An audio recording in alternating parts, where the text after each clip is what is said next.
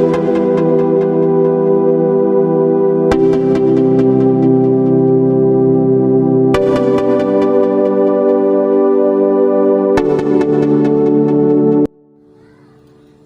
air adalah salah satu dari 5 sumber terbesar energi terbarukan. Energi ini dapat dimanfaatkan dan diubah menjadi listrik dan pembangkit listrik tenaga air tanpa meninggalkan emisi gas rumah kaca seperti yang dihasilkan oleh pembangkit listrik yang menggunakan energi fosil. Berbeda dengan sumber energi terbarukan lainnya, air akan terus menghasilkan tenaga non-stop dan ketersediaannya terus dihasilkan oleh adanya siklus hidrologi. Pembangkit listrik tenaga air atau PLTA dihasilkan dari energi potensial air yang diubah menjadi energi mekanik oleh turbin, dan energi tersebut yang selanjutnya diubah untuk menjadi energi listrik generator dengan memanfaatkan ketinggian dan kecepatan air. Manfaat tenaga kincir air tenaga listrik, yaitu contohnya manfaat dari kincir air tenaga listrik itu ialah membantu pengairan dan irigasi, menjadi pompa penyalur air, energi alternatif pembangkit listrik, membantu proses pengelolaan kayu, dan menjadi objek wisata. Alat dan bahan untuk membuat PLTA. Ada beberapa komponen penting yang digunakan PLTA sehingga bisa menghasilkan energi listrik. Antara lain, 1. Bendungan. Bendungan komponen ini berfungsi untuk menampung air dalam jumlah besar karena turbin membutuhkan pasokan air yang cukup dan stabil. 2. Pipa. Pipa berfungsi untuk menyalurkan dan mengarahkan air ke cerobong turbin. 3. Turbin. Turbin akan mengkonversi energi potensial yang disebabkan gaya jatuh air menjadi kinetik. Tanpa turbin, cara kerja PLTA tidak akan efektif. 4. Generator. Generator merupakan alat yang dihubungkan dengan turbin melalui gigi-gigi putar sehingga baling-baling turbin berputar. Generator juga akan ikut berputar. 5. Jalur transmisi. Jalur transmisi berfungsi untuk mengalirkan arus listrik dari PLTA ke rumah-rumah warga atau industri. Adapun beberapa tahapan dan proses pembuatan tenaga listrik dari kincir air, yaitu 1. Persiapan. Adapun kegiatan-kegiatan yang dilakukan pada tahap persiapan yaitu A. Survei lokasi Sungai Rokan tempat pemasangan kincir air. B. Pembuatan desain kincir air. C. Mencari sumber atau referensi tentang pembuatan dan pengujian kincir air untuk pembangkit listrik. D. Menentukan peralatan yang digunakan dalam pembuatan dan pengujian yang dibutuhkan. E. Mencari bahan-bahan material yang digunakan dalam pembuatan kincir air. 2. Pelaksanaan kegiatan. Pembuatan diameter ukuran kincir air. B. Membuat pelampung atau ponton untuk tempat instalasi kincir air. C. Pembubutan poros untuk kincir dan bearing.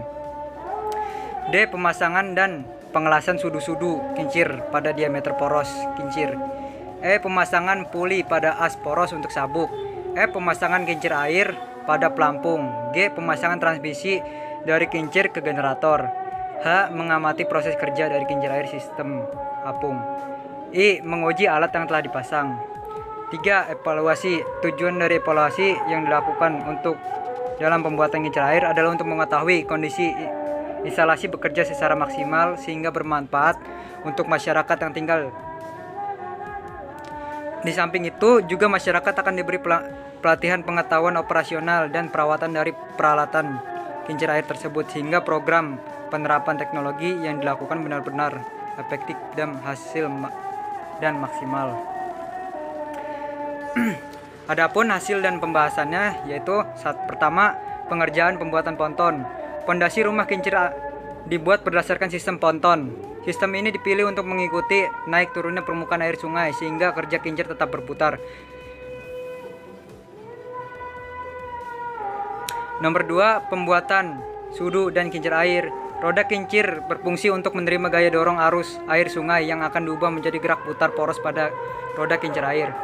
Putaran poros ini akan diteruskan ke sistem transmisi untuk meningkatkan kecepatan putar yang selanjutnya diteruskan ke generator.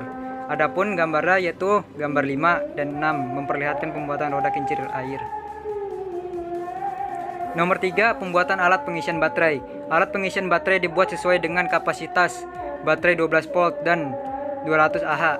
Tegangan DC baterai diubah menjadi AC dengan peralatan inverter yang ada di alat pengisian baterai tersebut. Alat ini akan memberikan tanda lampu menyala jika pengisian energi terjadi pada baterai. Gambar 7 memperlihatkan alat pengisian baterai. Tanda lampu menyala jika pengisian energi terjadi pada baterai. Gambar 7 memperlihatkan alat pengisian baterai. Nomor 4, sistem transmisi kincir air. Sistem transmisi yang dimaksudkan untuk meningkatkan putaran generator. Pengujian kincir air dilaksanakan pada saat kondisi ketinggian air sungai normal. Kecepatan arus air sungai di lokasi mencapai 0 sampai 6 meter per second. Arus ini akan dimanfaatkan untuk memutar roda kincir. Kelebihan PLTA adalah sebagai berikut. Pembangkit listrik ini merupakan energi yang ramah lingkungan, bebas dari karbon, emisi, dan tidak menyebabkan polusi yang berakibat efek rumah kaca. Pembangkit listrik ini memiliki gas emisi yang lebih kecil dari pembangkitan listrik lainnya. Kapasitas output yang dihasilkan dari pembangkit listrik tenaga air lebih besar dibandingkan pembangkit listrik lainnya. Teknologi yang ada di Indonesia pun mampu dikuasai dengan baik untuk PLTA. PLTA dapat menjadi objek destinasi wisata air.